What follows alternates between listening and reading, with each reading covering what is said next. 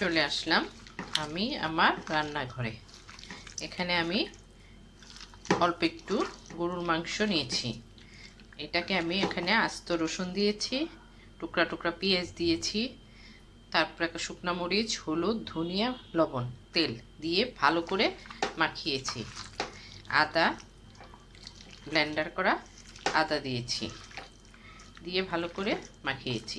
দিয়েছি পাঁচফোড়ন, দিয়েছি জিরার গুঁড়া, সব কিছু দিয়ে মাখিয়ে নিয়েছি। এটাতে কোনো এলাচ, দারচিনি, তেজপাতা ব্যবহার করব না।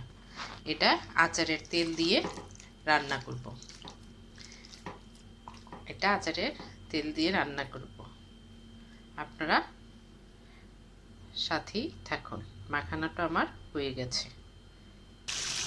এই যে দেখেন বন্ধুরা, আমার গরুর মাংসটা অনেক সুন্দর কষানো হয়েছে। এই যে তেল উপরে ফুটে গেছে।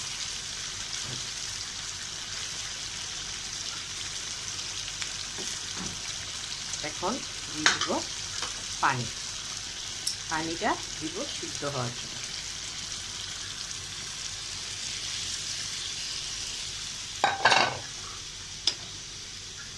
দিলাম পানি। আপনারা সাথেই থাকুন। চলে আসলাম আমার গরুর মাংস কষানোটা দেখতে। এই যে দেখেন কি সুন্দর করে গরুর মাংসটা কষানো হয়েছে। এখানে দিয়ে দিব জলপাইয়ের তেল, সরিষার তেল।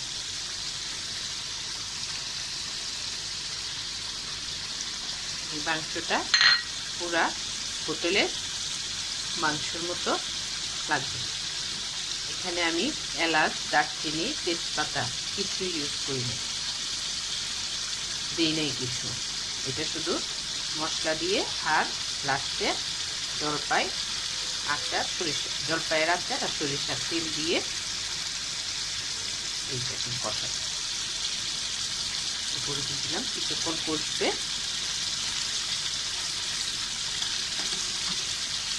এই যে দেখেন কি সুন্দর কালার করছে।